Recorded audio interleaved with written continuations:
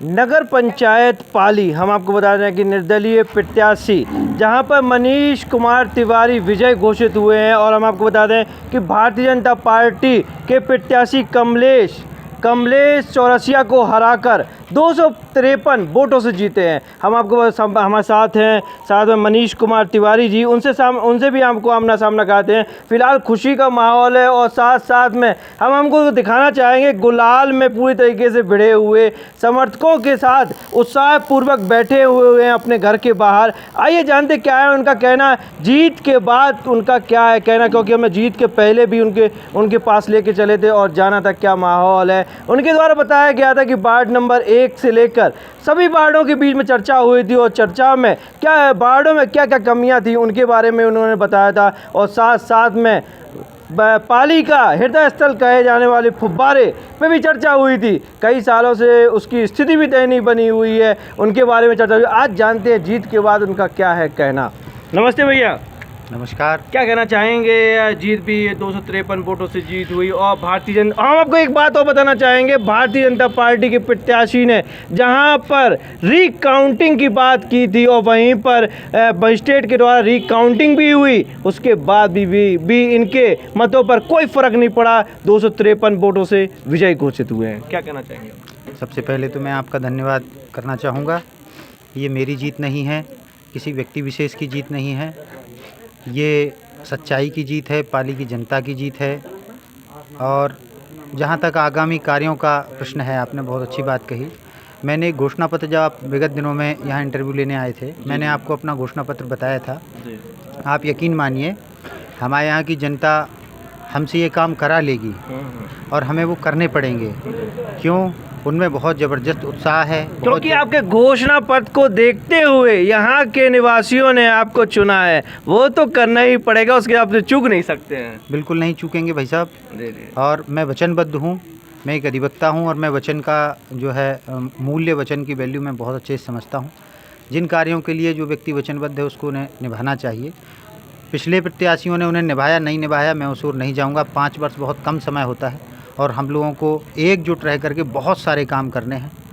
अच्छा, फिलहाल हम आपको बताते हैं कि पाली चौरसिया के नाम से जाना जाता है, पानों की खेती भी होती है। 4 लोग प्रत्याशी थे आपके सामने, उसके बाद ही विजय घोषित हुए हैं। अब कौन कौन से विकास रहेंगे सुंदरता के तौर पर? जहां पर आपके चौराहे की बात करें तो वहां पर फुब्बारा, जहां पर कुत्ते वगैरह और पानी का इकट्ठा होना, जमावड़ा बना रहता है। मैं निवेदन करूँ आपसे, क्या है, जो हमारे नगर के 2 मूल चौराहे हैं मैं आपको बताऊँ। एक पाली मुख्य बस स्टैंड पे है, एक रेंचो की एक जगह कहलाती है, बिल्कुल लास्ट कॉर्नर में। यदि आप सैटेलाइट इमेजिंग, जब आप लास्टली आए थे, मैंने उस समय भी आपको बताया था, इनकी सैटेलाइट इमेजिंग देखें, ये बहुत शानदार चौराहे। अपने पूरे जनपद में इतने अच्छे, इतने सुंदर चौराहे नहीं हैं। बेतरतीब कंस्ट्रक्शन की वजह से, बेतरतीब खम्भों, पोल इत्यादि की वजह से PWD के द्वारा कहीं ऊंचा नीचा ऐसा कंस्ट्रक्शन किया गया है विदाउट एनी इंजीनियरिंग। इसकी वजह से वो मतलब सुंदर नहीं है।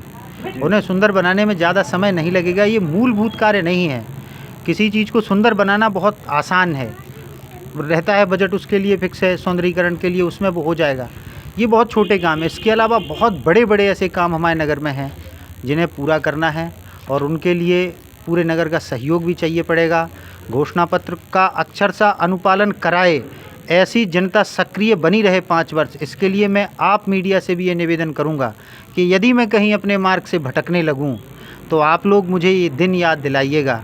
और जनता तो ये दिन याद दिलाएगी ही दिलाएगी। हम जानते हैं हमारे के लोग बहुत सतर्क हैं, वो चूकते नहीं हैं, वो नहीं चूकेंगे। हम मानस बने रहें, ये पर्याप्त है। 5 वर्ष इसी शुचिता के साथ मैं विशेष रूप से धन्यवाद करूंगा यहाँ के प्रशासन को, यहाँ की पुलिस व्यवस्था को, जिन्होंने पूर्ण निष्ठा और पूर्ण शुचिता के साथ ये जो है मतगणना कराई है। अच्छा, ऐसी स्थिति भी आई थी जहां पर भारतीय जनता पार्टी के प्रत्याशी ने जहां पर प्रार्थना पत्र दिया था रिकाउंटिंग का, तो वो मैं पहलू वो मामला में थोड़ा सा बताइए दर्शकों को, क्या है कि मामला आ गया था? देखिए, ऐसा है, जो व्यक्ति प्रयास करता है और उसको प्रयास अंत समय में आकर के ऐसा लगे कि असफलता की ओर जा रहा है, तो फिर वो अपने प्रयास में दमखम झोंकता है। इसमें कोई बड़ी बात नहीं। यदि उन्होंने रिकाउंटिंग का प्रार्थना पत्र दिया भी था तो इसमें कोई अनुचित बात नहीं है। उन्हें लगा मतों में 250 वोटों से ज़्यादा का अंतर था। यदि 50 वोटों से कम का अंतर होता तो उस पर आरू महोदय उस पर गौर भी करते। और काउंटिंग के दौरान उन्होंने कभी ये प्रश्न नहीं उठाया कि काउंटिंग गड़बड़ हो रही है, कि कोई बंडल कहीं का कहीं किया गया है। और उनका जो प्रार्थना पत्र था बेसलेस था, तो उसमें कोई मतलब विशेष वो नहीं था, इसमें कोई बड़ी बात भी नहीं है। उन्होंने अपना पूरा प्रयास किया, प्रत्येक प्रत्याशी ने अपना प्रयास किया और करना भी चाहिए। आप जो कार्य कर रहे हैं यदि उसमें प्रयास नहीं करेंगे तो फिर वो कार्य कैसा। और वहीं पर पाली की जनता के लिए आपका क्या है कहना? प्रेम भाव के साथ आपको वोट की बौछार भी हुई है। बहुत शानदार जीत है, ये पाली की जनता की जीत है, मेरी जीत नहीं है। और जितना प्रेम, जितना स्नेह मेरे जैसे अदने से व्यक्ति को उन्होंने दिया है, मैं अभी बच्चा हूँ, मेरी कोई ना ज़्यादा कोई अवस्था है, हमारे पास ना पॉलिटिकल कोई बैकग्राउंड था, ना मेरे पास वो ज़मीन थी, ना मैंने कभी वो बीज खरीदा राजनीति का। पहली बार जनता ने कहा कि तुम्हें चुनाव लड़ना है, हमें तो उनके कहने के बाद पता चला कि हम भी चुनाव लड़ सकते हैं। इसके पहले तो हमें पता भी नहीं था, आराम से अपने बाल बच्चे पाल रहे थे भाई साहब। अब देखते हैं आगामी 5 हम आपको बता दें कि जहां पर मनीष कुमार तिवारी जी एडवोकेट हैं, LLM कर चुके हैं, वहीं पर वकालत भी करते हैं। आइए जनता से उनका क्या है कहना, क्या कहना चाहेंगे जीत के बाद? देखिए भाई साहब, मैं संदेश के रूप में तो नहीं, निवेदन के रूप में ये कहूँगा कि ये वाकई पाली की जनता की जीत है। इसे आप शब्दों के रूप में ना देखें, इसे आप भाव के रूप में देखें।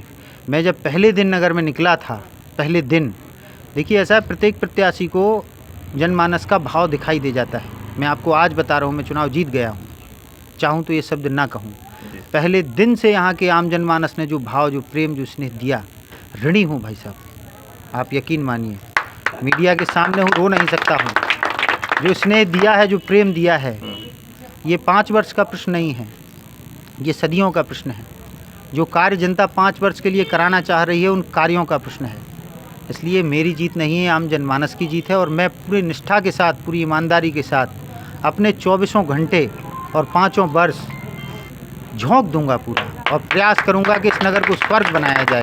चलिए, बहुत बहुत धन्यवाद। यह हमारे साथ थे मनीष कुमार तिवारी जी, जिनसे आपको आमना सामना कराया और जाना कि क्या माहौल है जीत के बाद। जैसा उनके द्वारा बताया गया कि पूरी ताकत झोंक देंगे पाली को स्वर्ग बनाने में। वहीं पर आसपास और साथ साथ में पाली के ग्रामीणों से भी आमना सामना कराते हो, जानते क्या है उनका कहना। नमस्ते दादा, क्या नाम बता दीजिए। लक्ष्मण यहीं के निवासी हैं। क्या कहना चाहेंगे, कैसा चाहिए अब आगे माहौल आपको? साहब, जो नए काम हैं वो पिछले 10 साल से नहीं हुए हैं, वो कहना चाहते हैं कि वो काम जो 10 साल से काम नहीं हुए वो पूर्ण कराना चाहते हैं। हाँ, यह हम आपको बता दें कि जहां पर दादाओं के द्वारा बताया गया कि जो 10 साल में काम नहीं हुए हैं उसे पूर्ण कराना चाहते हैं। यहाँ पे हम आपको बता रहे हैं कि कैमरामैन से कहीं थोड़ा घुमा कर कैमरा बताएं, क्योंकि यहाँ पर जितने भी लोग आए हुए हैं सब प्रशंसक आए हुए हैं। वहीं पर और भी लोगों से जानते हैं क्या है उनका कहना। नमस्ते चाचा, क्या नाम है आपका? संतोष। क्या कहना चाहेंगे आप, क्या कहना चाहेंगे जीत के बाद? क्या और कौन से विकास कराना चाहेंगे आप? जो विकास के लिए जो अपने बस स्टैंड पे विकास होना है वो कराएंगे महाराज। जी जी, बोल दिया था उन्होंने। अच्छा, धन्यवाद। नमस्ते भैया, क्या नाम है आपका? उमाशंकर लिटोड़िया। अच्छा, क्या कहना चाहेंगे आप? आपके बगल में प्रत्याशी भी है और आगामी 5 वर्ष तक रहेंगे आपके साथ। कैसे कौन से मुद्दे रखना चाहेंगे इनके? वैसे हमें तो पूर्ण भरोसा है, अधिवक्ता हैं, पढ़े लिखे हैं, उनको सारा माहौल का पता भी है पाली का। और जिस प्रकार से जनता ने विश्वास से इनको जीत दिलाई है, उस सारे कामों पर हमें विश्वास है कि मनीष तिवारी खरे उतरेंगे। चलिए, बहुत बहुत धन्यवाद। यह थे ग्रामीण जिनसे में आपको आमना सामना कराया और जाना कि क्या माहौल है पाली में जीत के बाद। और भी नगर पंचायत के साथ साथ नगर पालिका के से अब आमना सामना कराएंगे और जानेंगे क्या है माहौल।